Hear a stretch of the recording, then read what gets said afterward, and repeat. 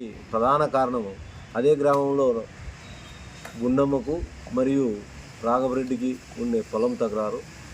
2019లో రాఘవరెడ్డి బంధువైన తిరుమలమ్మ నుంచి గుండమ్మ కొడుకు పేరు మీద 4 ఎకరాల పొలం కొన్నది. అప్పటి నుంచి ఈ తకరారు జరుగుతుంది. ఎందుకంటే రాఘవరెడ్డికి సంబంధించిన బంధువులని చెప్పేసి ఆ పొలం రాఘవరెడ్డికి వస్తుందని, లేదు మేము కొన్నామని చెప్పి గుండమ్మ వాళ్ళు పోవడం, ఈ విధంగా రకరకాల పిటిషన్లు కోర్టులో దావాలు వేసుకోవడం కూడా జరిగింది. ఈ హత్య జరగడానికి ప్రధాన కారణం ఆ పొలం తకరారు.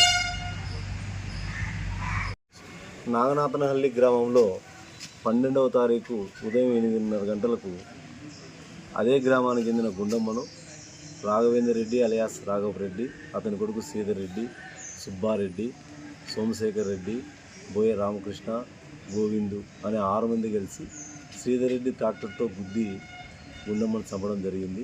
అదేవిధంగా పురుషోత్తం రెడ్డిని కూడా చంపాలన్న ఉద్దేశంతో కర్రలతో కొట్టి గాయపడటం జరిగింది.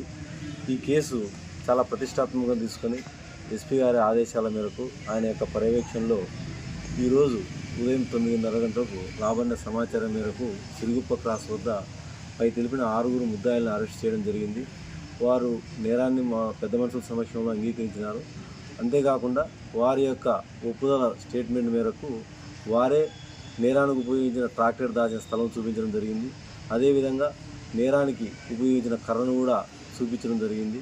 దాన్ని కూడా ఆ ట్రాక్టర్ మరియు కర్రను కూడా సీజ్ చేసుకోవడం జరిగింది. వీరందరినీ కూడా ఈరోజు అరెస్ట్ చేసి కోర్టులో ప్రొడ్యూస్ చేయడం జరుగుతుంది. జె శివనారాయణ స్వామి, డిఎస్పీ ఆగండి.